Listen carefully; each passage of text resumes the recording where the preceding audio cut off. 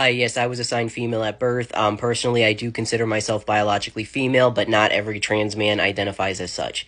I do get this a lot though, and not just me, pretty much every trans man I know has at one point said that they're trans to someone, and they've assumed that they were a male to female. Honestly, in my opinion, or experience, I should say, this is because, trans men, in, the scheme of things, were still not heavily recognized.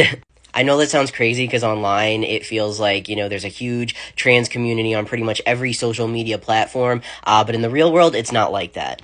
I mean, sure, like, I definitely know more female to males now than when I first started transitioning, but it's just we still are not really acknowledged that much. I've been in actual medical situations where I've told like a doctor that I was female to male on hormones, and they've wrote on my chart, it's still on my chart, that I was on estrogen because they thought I was male to female.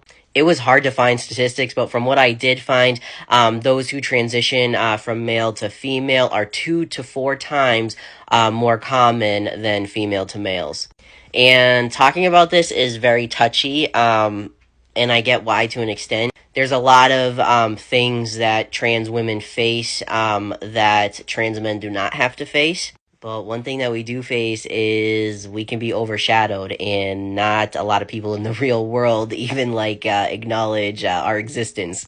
My husband, who's a friggin' lumberjack, okay, he's female to male as well, and he's been in situations where people have like, assumed that he was male to female. It's simply because trans men are just not as prevalent, we're not as talked about, it's not as common. I remember one time when this realization like literally hit me with a ton of bricks. It was the night that I had top surgery. I was recovering in the hospital, and nobody on the ward had ever dealt with a trans male patient before.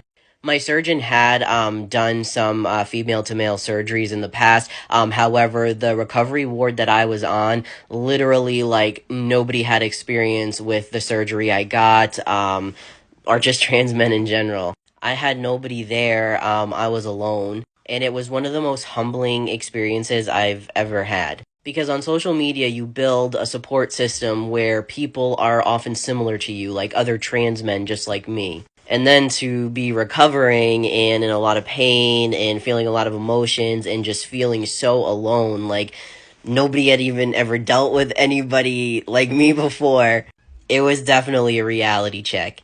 We do need more representation. It might not seem like we do, but trust me, we do, and that's part of why I do what I do.